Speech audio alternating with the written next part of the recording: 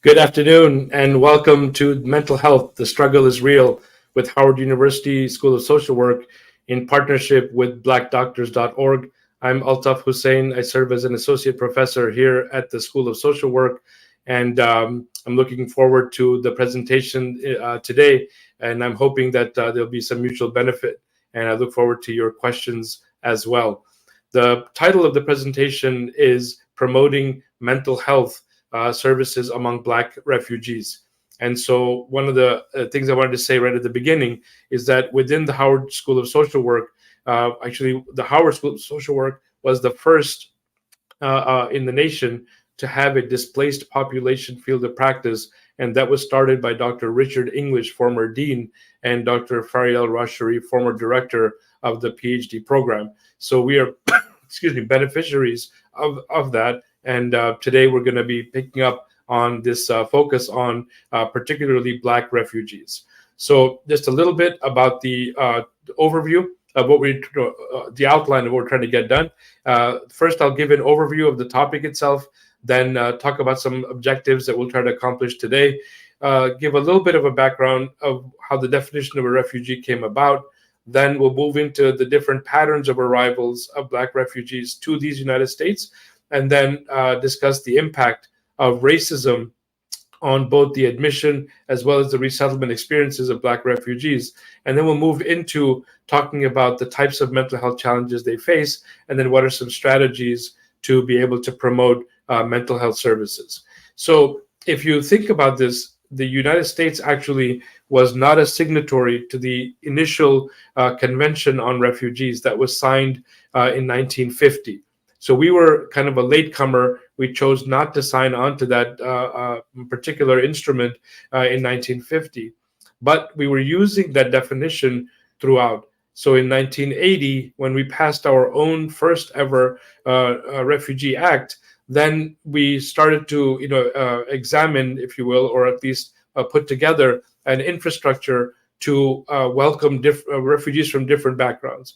However, it's been very clear that Black and dark-skinned refugees have had a vastly different resettlement experience, largely due to the systemic racism and prejudice within U.S. resettlement policies.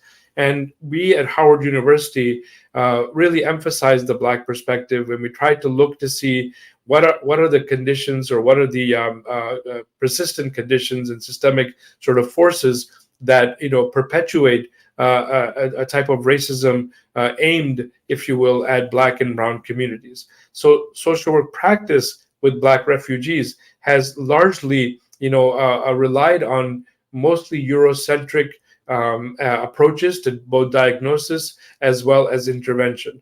So we are saying that it is very important, as not only the School of Social Work at Howard, but anyone who is working with Black refugees, to acknowledge the fact that we have to tackle not only racism, but also prejudice within the U.S. refugee resettlement policies.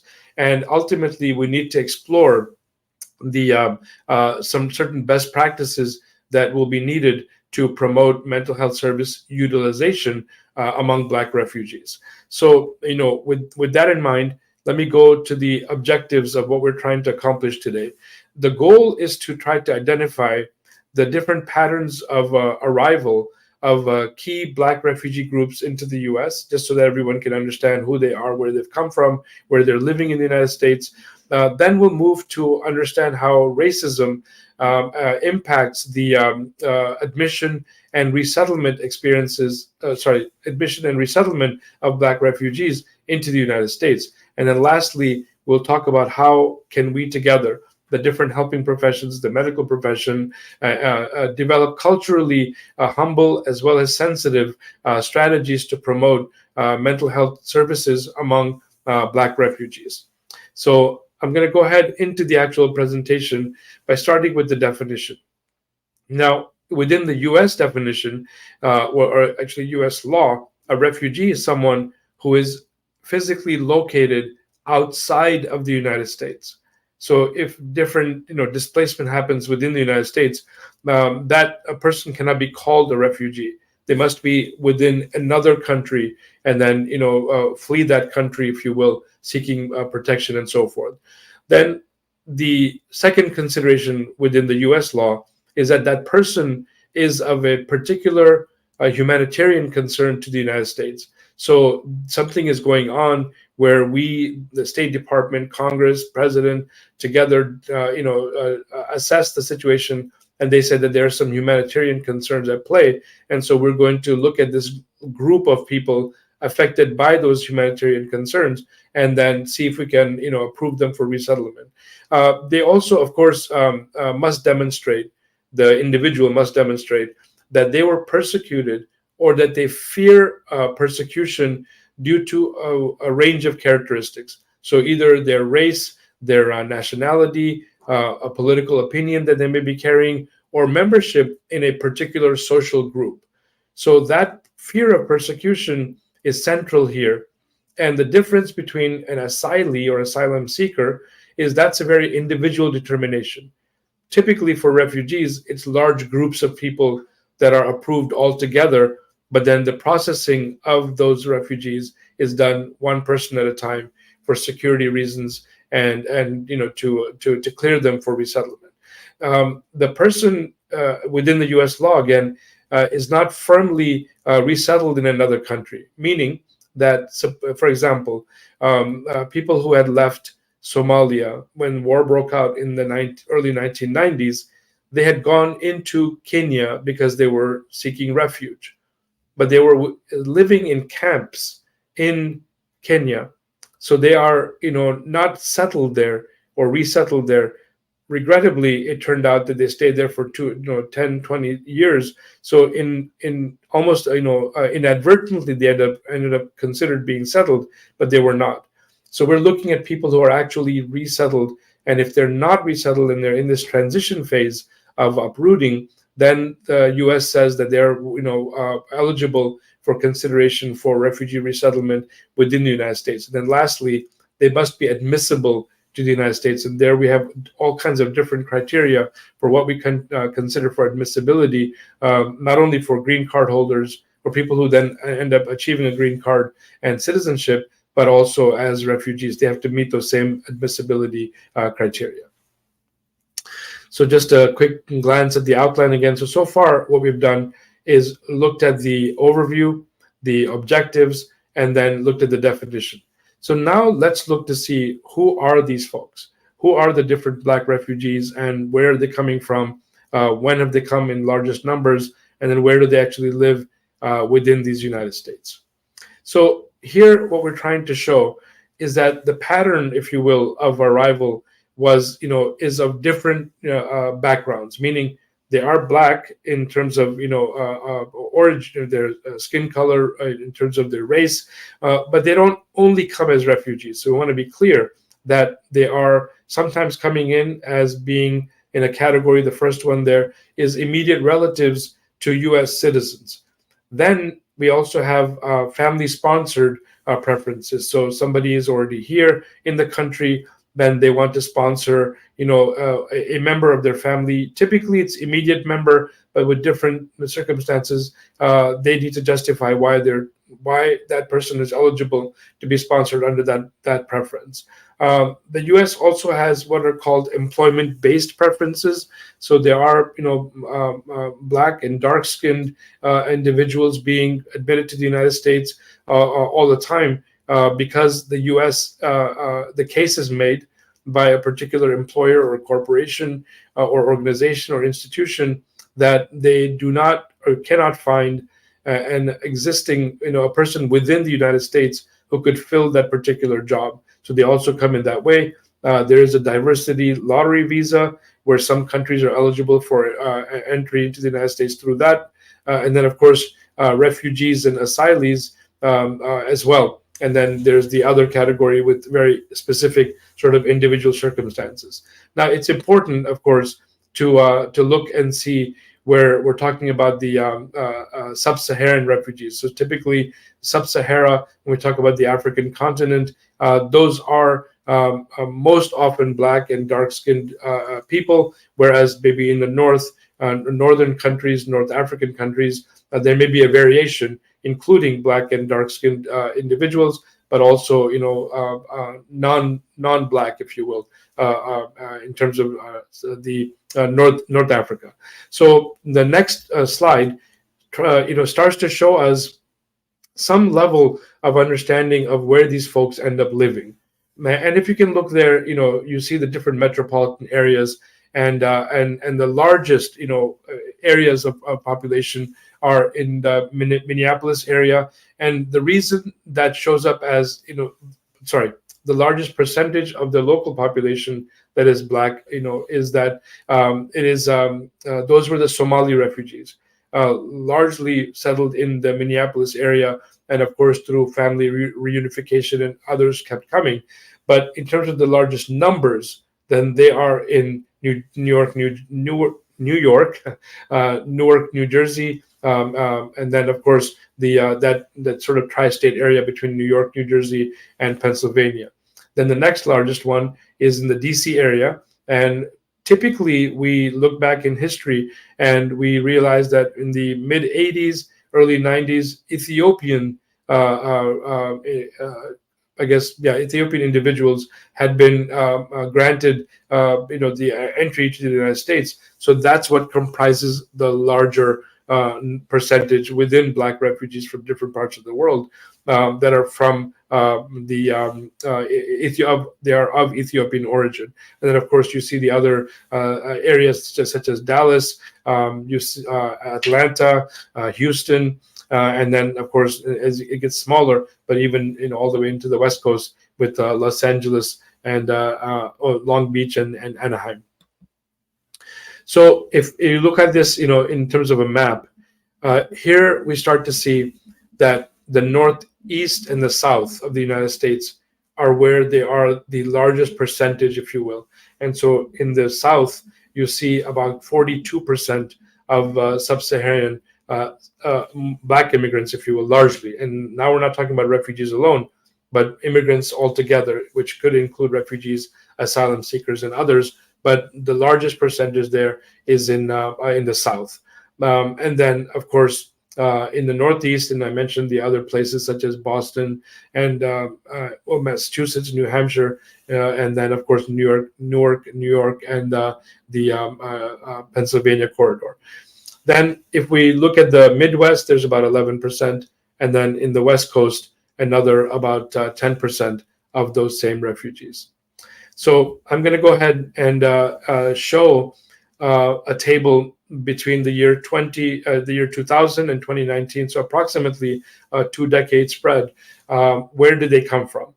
So the largest immigrants, again, so we're trying to show broadly, because at some point, people who are resettled as refugees, and then they either have children, and then those children are getting married and having children, their refugee status necessarily isn't, is not registered in the same way. They may be registered as or acknowledged or categorized as immigrants, but these are the places where those black immigrants come from.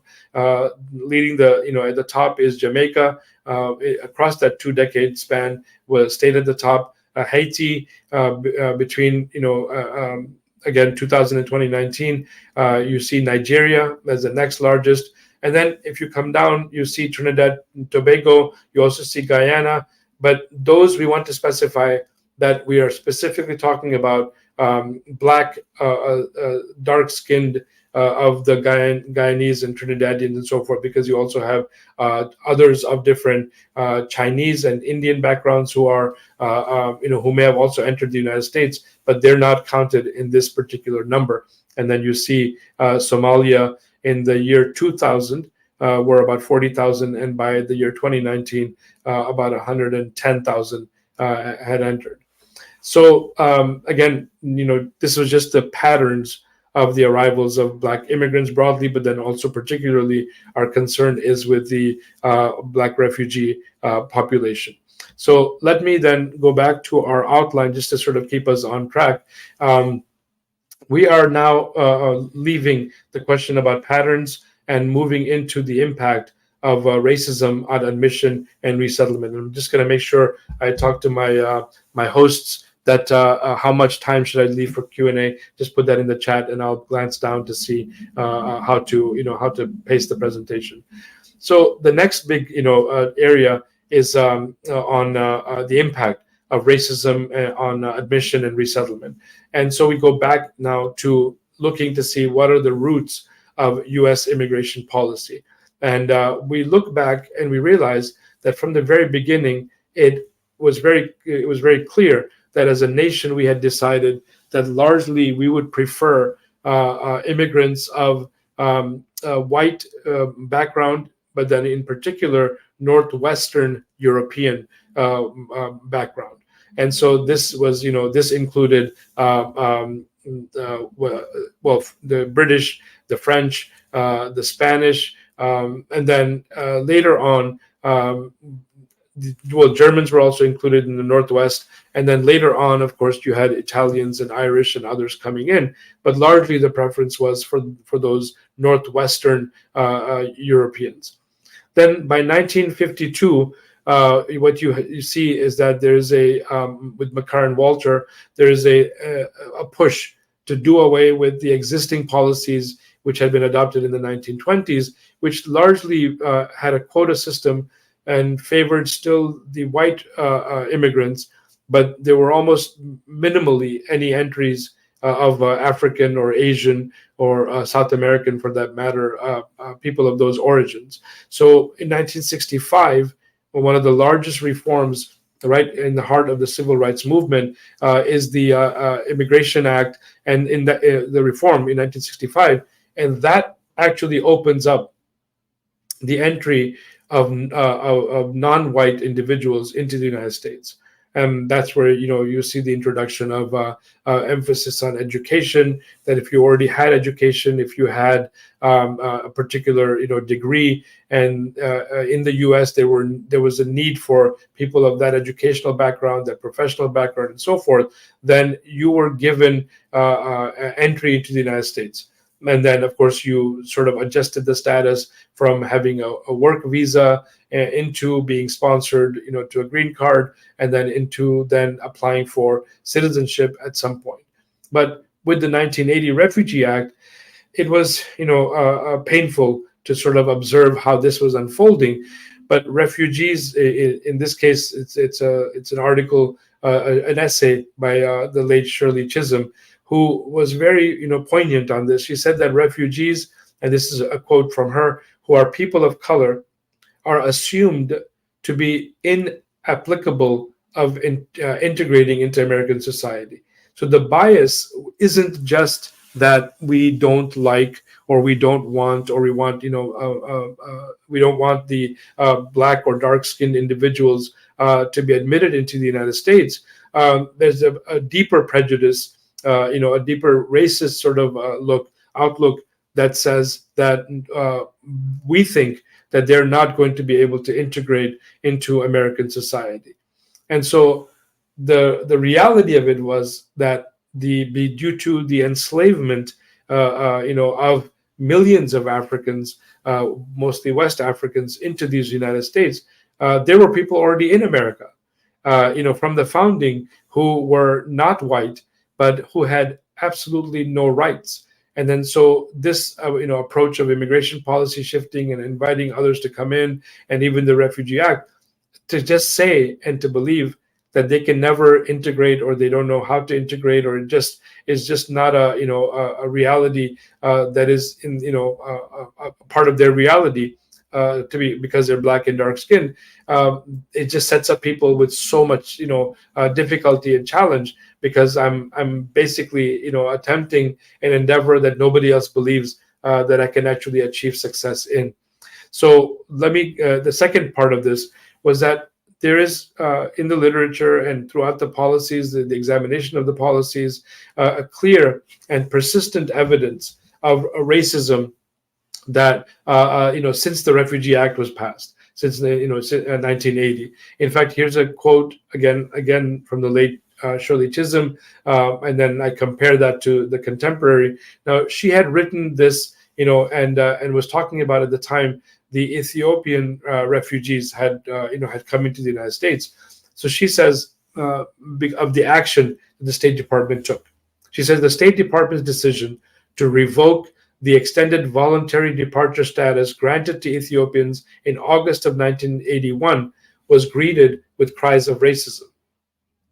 At the same time that we were granting this status to people of Polish background, the State Department was removing the status for Ethiopians. So Polish, Eastern European, those individuals were being granted entry into these United States, while people who already were living in the United States under that sort of a temporary protection status were now being told you have to go back.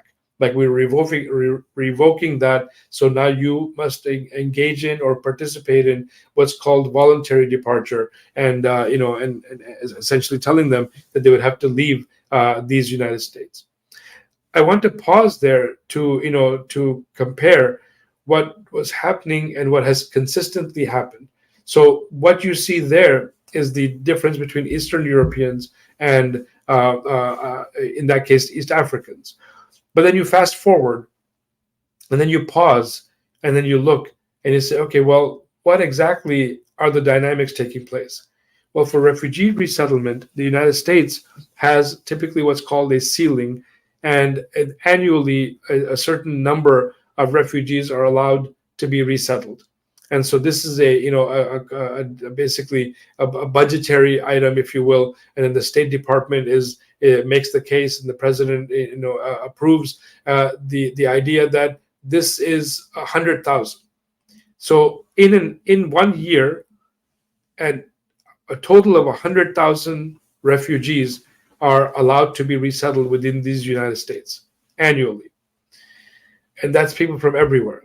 So depending on where the most concern the U.S. has of humanitarian concern or national security concern, those individuals will be brought en masse. So a couple of years ago, it was Afghan refugees. Then most recently in 2022, it was Ukrainians, also from Eastern Europe. Now, here you see the stark difference between what we as a nation are claiming to be a democracy, a welcoming place, a beacon of upholding human rights, and all of that is basically at that point talk. Because when we look at the actual action, you see that the earliest preference for Northwestern Europeans, and then Europeans broadly, and then white individuals broadly, it persisted. So when we talk about the mental health of Black refugees, we cannot overlook what else they're going through just to get into these United States. What else do they have to go through just to be able to have, admission into the United States, and then, of course, to try to adapt and adjust and set up a life here. So in comparison, if you look at the second part of this slide, in 2022, President Biden welcomed 100,000 Ukrainian refugees. Now, the annual ceiling, as I mentioned, is 100,000 refugees of all backgrounds. So if in 1 year we're bringing in 100,000 Ukrainian refugees, then granting them temporary protection status, to another 30,000 who are already in the U.S., and then halting, basically Ukrainian deportations. So, excuse me, everything came to a standstill in terms of anything that would cause Ukrainians not to be able to stay in the United States. No deportations allowed. Everyone who's granted temporary status can get to stay, and 100,000 new refugees were going to be resettled. Now, of course, in 2022, what else is happening in the world? There are, consistent and persistent issues in the Central African Republic, in the what do you call that? DRC, Congo. All of this is basically nothing that the world does not know about. Everyone knows that there are these situations within Africa, and yet there is no such program or no such announcement or proclamation by either pressure from Congress or from the president to say, let's bring them in, let's give them humanitarian relief. Even our southern border, all of the issues going on in different parts where people are fearing persecution in Central America, in parts of South America. And we were doing everything possible to make it difficult for them to actually, enter the United States. So that, impact of racism is directly connected to this mental health discussion that we're trying to have. And so it's important for me, to give some of that background. And then, as we move on, you'll see the connections that we're making. So again, within our outline, we've so far given an overview. We covered the objectives. We give the definition of what is a refugee, and then patterns of arrival and settlement of Black refugees, and then the impact of racism. Now we're going to move to the types of mental health challenges that they face.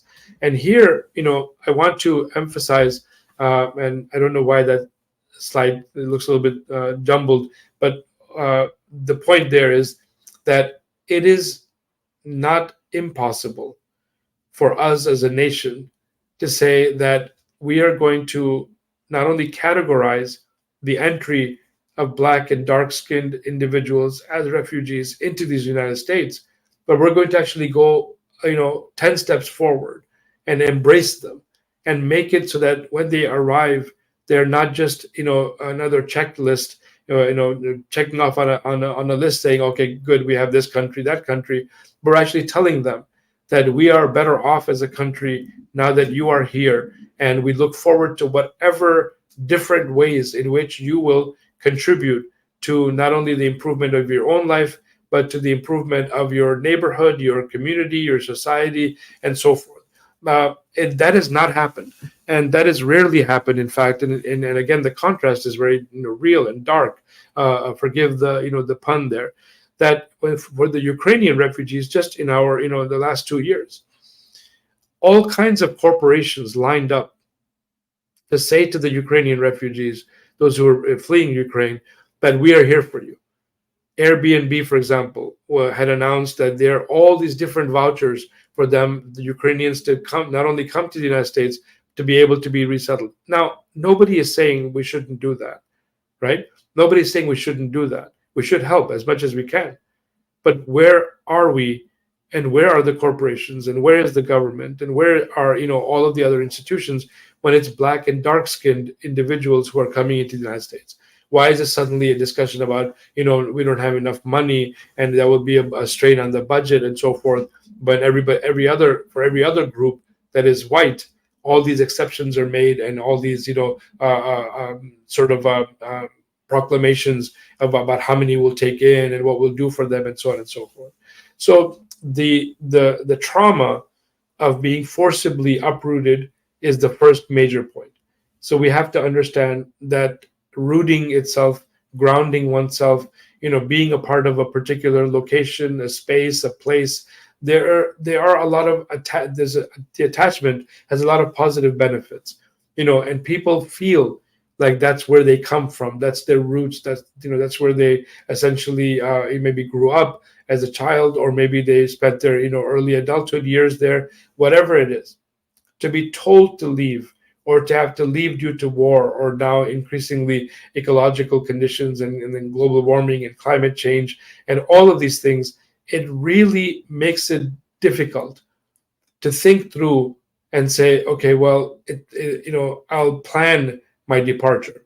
There's no planning. You may have to leave in the middle of the night. You may have to leave as you're sleeping. Somebody, wakes you up and says, we got to run. We're going to get killed. So that trauma of being uprooted and forcibly uprooted is real. Then there's also the phenomena of repeated exposure to trauma, right? And this means that even if a person may not have been hurt due to the war, they themselves were not hurt, they themselves did not face the violence, they may have witnessed it, meaning they may have, or they, as children, they may have witnessed it and then they never processed it, and they're living with it as the years go on, even through the transition period and resettlement and so forth. So we do want to be sure that we're not conflating trauma and mental health just like that, meaning that we need to discern between what we broadly speak about refugee mental health and refugee trauma.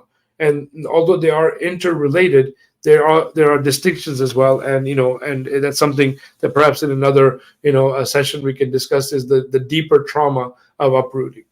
So Ellis and others, she's actually from Harvard University. They had done a lot of work with Somali refugees. Many of the ones, as I mentioned in the earlier part of the presentation, where they sort of landed and stayed. A lot of them had also been resettled in Boston and in Cambridge, in that area. So they were close to Harvard University, and some of the researchers and practitioners, sort of started serving this population. So she says, based on her research, and she and her colleagues, that Somali refugees, on the average of the population that they're talking about, for them, 12 separate traumatic events, and for Rwandese from Rwanda, refugees had experienced on the average more than 8 traumatic events. So who is helping them? Do they even know the impact of this trauma on them, on their physical health, on their emotional well-being, on their behavioral health? I'm talking about the refugees. And who actually cares that they are carrying this heavy, burden on their shoulders of these unprocessed, feelings, and who is to, to even bring them in, or to, at least, offer to them that these services exist for them. So when you look at the idea of being resettled and then having experienced all of this trauma, one of the things that stands out to us is that social isolation during the transition period and also in resettlement, it is directly a predictor of mental health issues. So how would one, for example, who is constantly dealing with this sort of different phenomena to describe it? So they can't focus, right? They're supposed to be working and trying to get set up in life. They can't focus. They are supposed to be taking care of an elderly relative. They can't focus. They take care of children. They can't focus. And nobody says, well, what's going on here? Like, what is the source of them not being able to focus? And then the more they're unable to work through these things, these different feelings and emotions, and even this repeated exposure to trauma, the more they are actually isolating themselves, because they're not, as eager to be in the company of others, where they may have to do a lot of talking about, who they are, what they have been through, and so forth. And then the challenge there is that social isolation itself is a predictor of mental health issues. And so we need to think through how and what are we doing to help people to avoid being socially isolated during the transition period, but also resettlement. And when we say transition, by the way, this is, we're talking about the life in UN refugee camps, right? It's not like a glamorous life. It's just basically basic subsistence. They may get 1 or 2 meals a day, and even small portions of that. They may or may not be able to sleep well. They may comfortable sleeping sort of arrangements. So if at that time during transition they're socially isolated, it is rare, and they've not gotten help through counseling or other therapy, that will persist during the resettlement phase as well, that the impact of social isolation.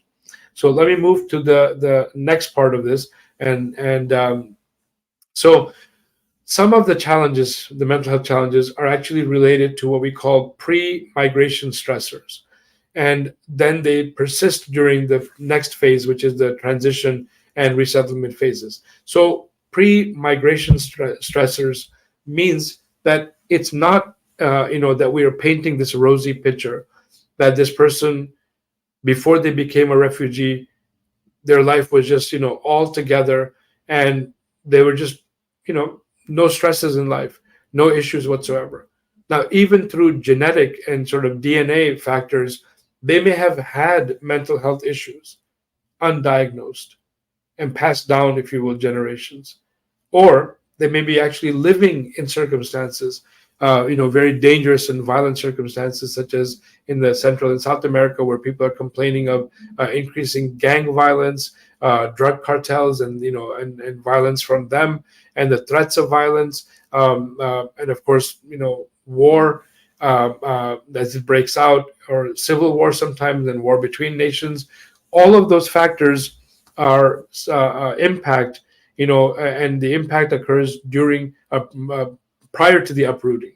So if a practitioner, a therapist, and a counselor is going to be assessing and working with these individuals, uh, it would be very incomplete to not have some level of connect, a discussion during assessment of the or even intake of the pre-migration stressors. What exactly have you experienced? Tell me your story, and don't start after arriving to the United States or in transition. Tell me what life was like before these stressors sort of came into your life, and maybe they may say everything was fine, but largely speaking, there may have already been issues that only got exacerbated, mental health issues during transition and resettlement.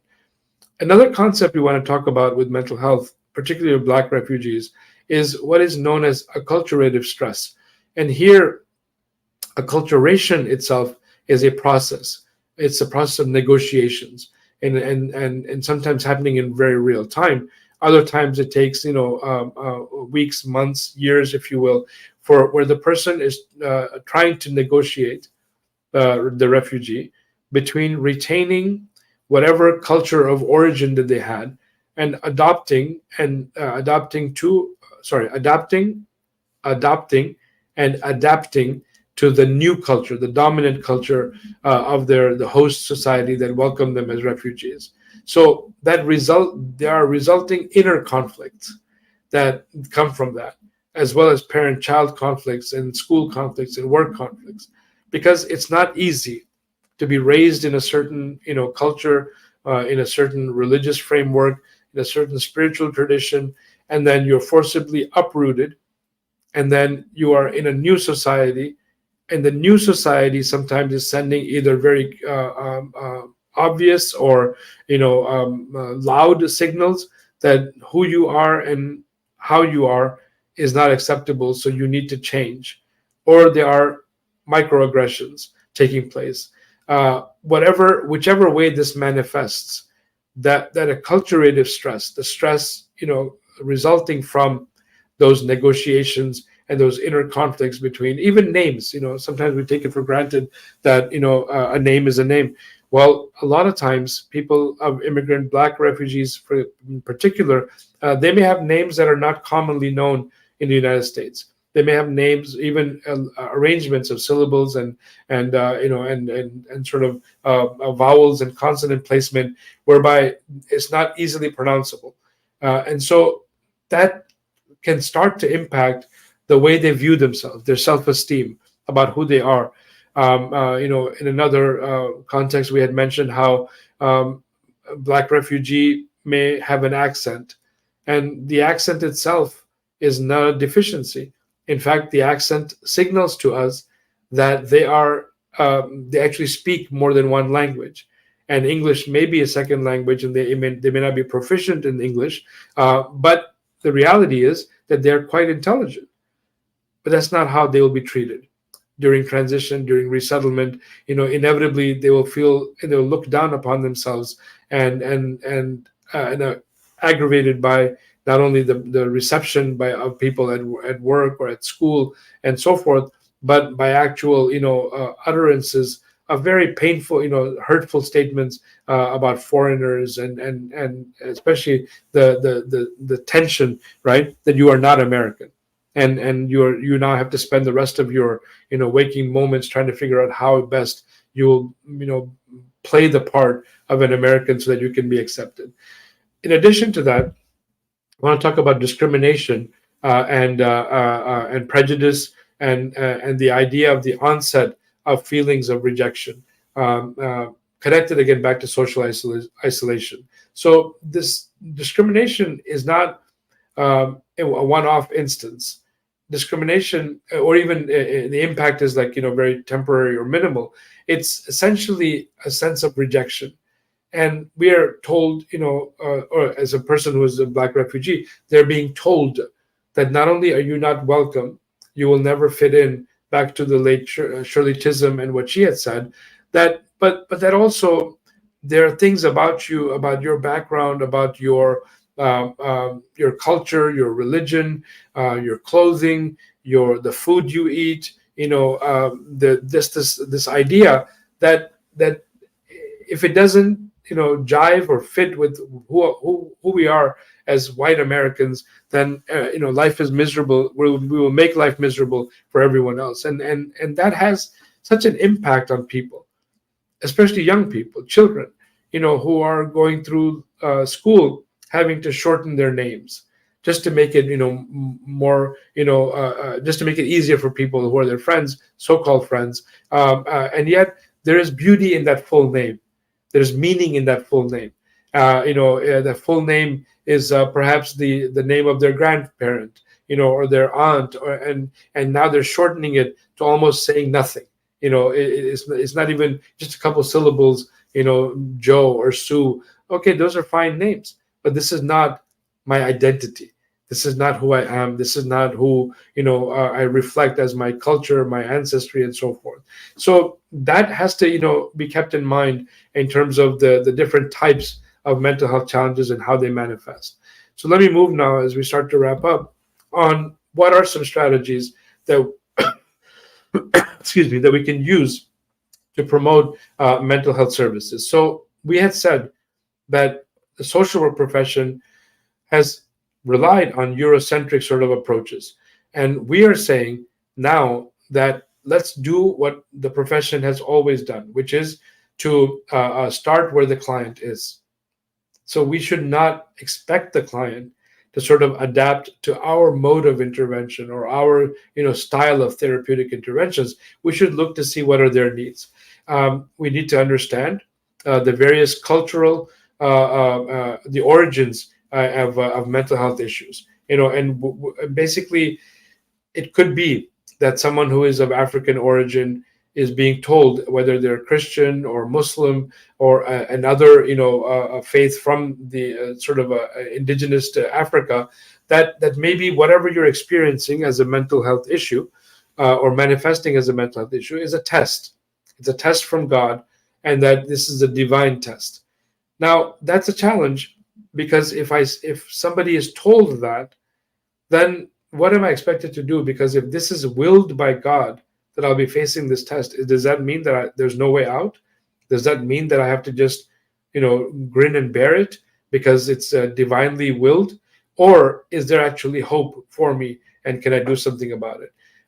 There are also, a lot of implications for sorcery and, spells, and, where people are not acknowledging that it is possible to have a mental health issue.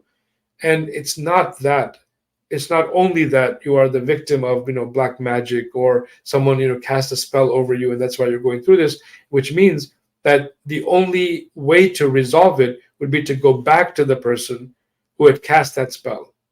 Now, that would be so limiting, because this person now has to struggle with their life, not knowing exactly how they got this condition. However, if they're using, and we'll talk about, the mental health interventions, then at least someone can say, well, let's look at this deeper than just this idea of sorcery or, spells and so forth.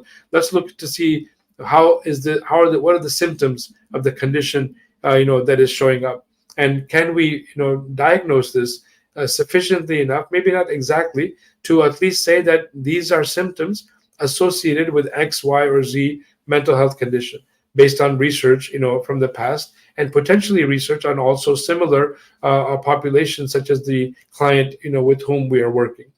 Then we also talk about, sometimes the challenges that, well, I have this, this issue, this mental health issue that I'm going through due to my ancestors being unhappy. That something that I did, some behavior, something that my conduct, something that I said has caused the ancestors to be unhappy, and they in turn have retaliated, if you will, and so I'm going through this condition. Now, again, here you can see, the ancestors are gone; they're not with us, and now if I'm saying that they are causing this condition, how am I expected to get out of it? Right? What can I do to get out of it?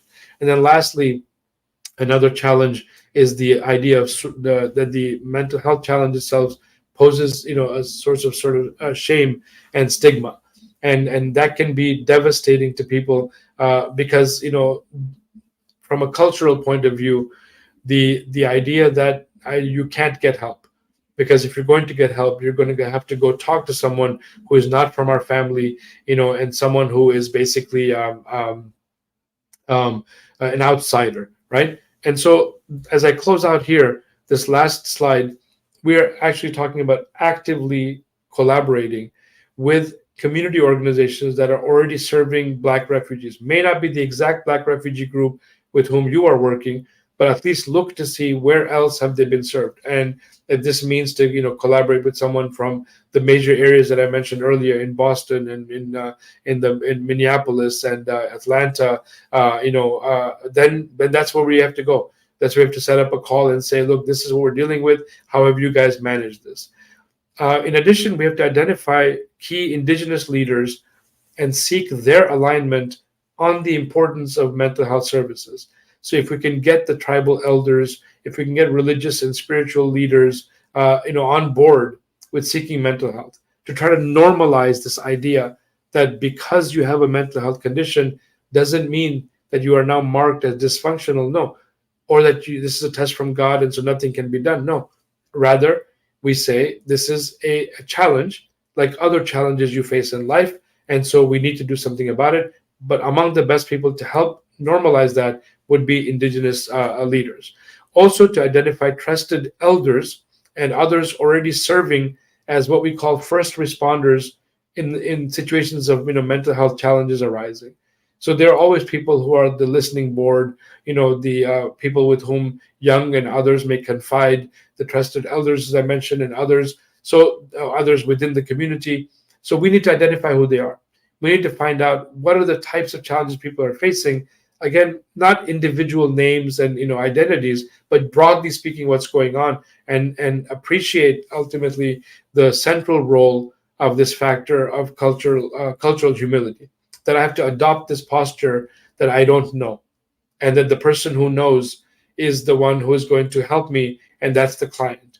They're the expert, if you will, in their own culture, in their own religious teaching, spiritual traditions, and so forth. So it's okay if I don't know as a practitioner. I am trained, I have the knowledge and skill sets to work with a broad range of people. But in this case, I'm not the expert. So I can remain humble and open myself up to learn from what the client in this case is teaching me. And then lastly, it is to develop partnerships with local universities to educate and train mental health professionals from those respective communities.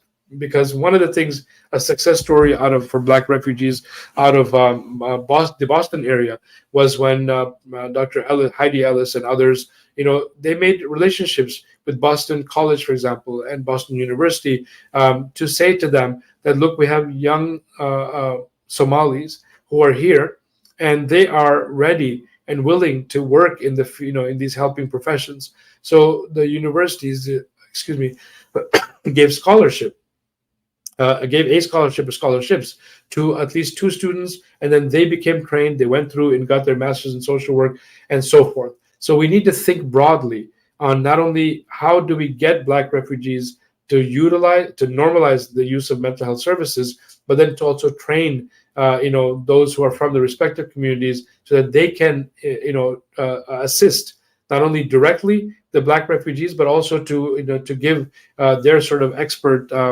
advice to other therapists and counselors and folks who are trying to assist the Black refugees during the resettlement and even the years beyond. So we're going to go ahead and pause there. We've left about 11 minutes or so, for Q&A, but I wanted to put up this slide as we close out on just some key questions that people should consider as you're doing the interventions. Looking to see where they're from, who they are in terms of their country and their background. How did they get to be here? How did that patient get to be here? How long have they lived in the United States? How is mental health viewed in their culture? It's a lot of good questions, and that slide is just a sort of a summary of that. Then I want to move to there should be another slide here. Sorry. So while we're looking for questions from you, the audience, we want to also have this QR code there for you for the survey. on this session, because we're trying to have constant improvement. So is this the topic, was it relevant? Was it basically covered in the way that you wanted to be covered? Was the information helpful? What else could have been covered? And how, what different sort of angles could we have used, could we have adopted to cover the topic, and so forth. So whatever your feedback is, the survey is there. We look forward to hearing from you. So I'll pause and just to see if any questions had arrived, and I'm going to look at the chat as well here while we and then I'll show you the references page of some of the sources that are used for this presentation, and then of course within those sources you'll get others as well. So one of the comments are that there are not enough PAs and doctors in urgent care and in most doctors' offices for young kids. Yes, we're hoping that as people specialize, that pediatrics, for example, is a specialty that they will choose. So thank you for that.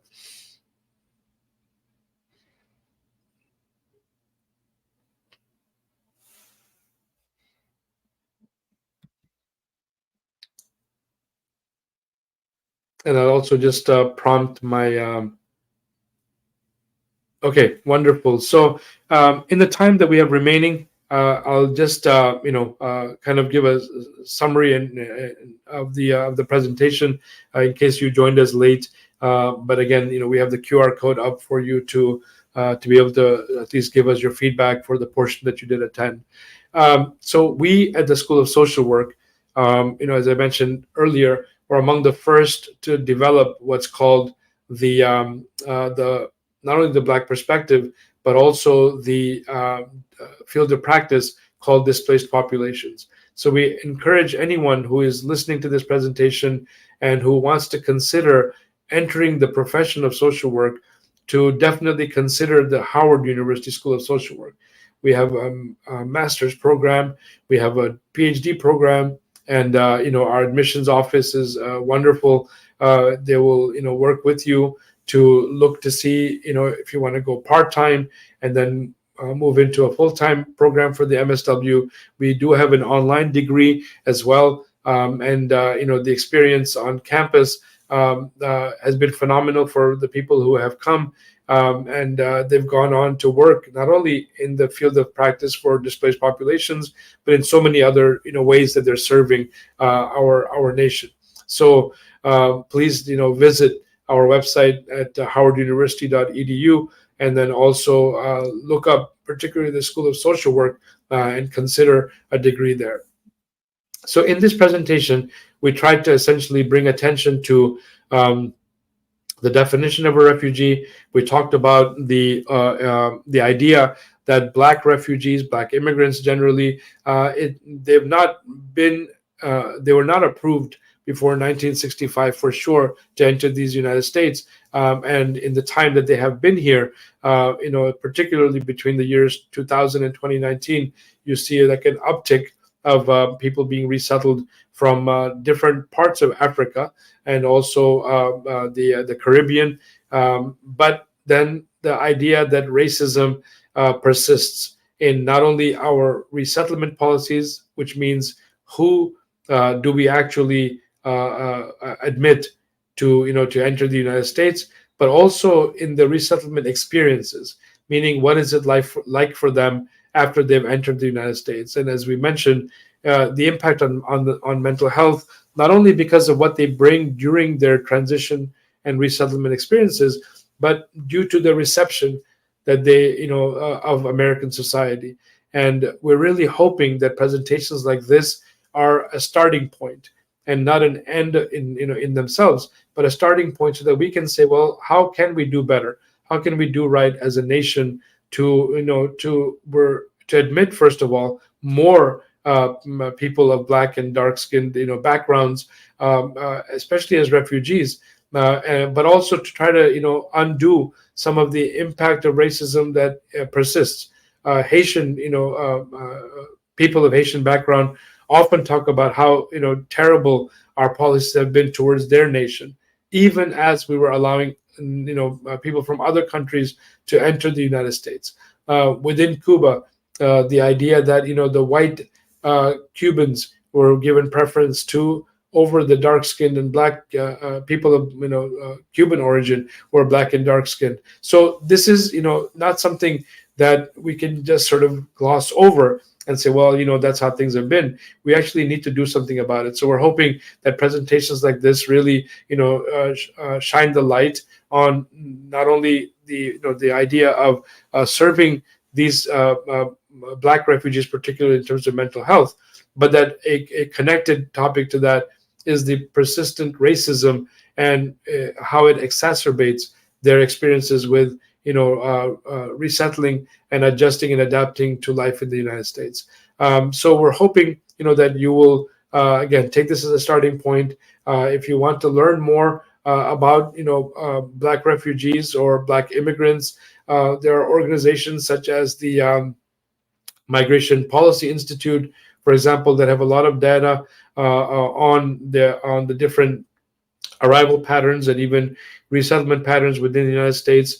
The Pew Charitable Trusts have done a lot of studies on different immigrants of different backgrounds. So we refer you to that as well. But most importantly, it is to get to know who some of our newest arrivals are, and you will find them not only in different schools and universities and workplaces, but they are our neighbors, they are our colleagues. We see them at the in traffic, at the bus stop, in trains and planes, but we cannot leave them just to themselves. We need to bring them in, we need to embrace them, and we're hoping that programs like this give us that inspiration to do more than just observe as all of these mental health issues and racism persist, that we actually go ahead and actively welcome them and embrace them.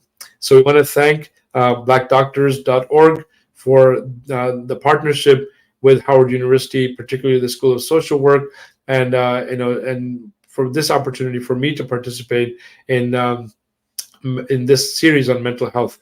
And we look forward to having more programs, more of our faculty from the School of Social Work featured. And we're hoping that if you watch this later as a recording, that you'll go back and visit our website and benefit from all of the tremendous work being done at Howard University broadly, but particularly the Howard University School of Social Work.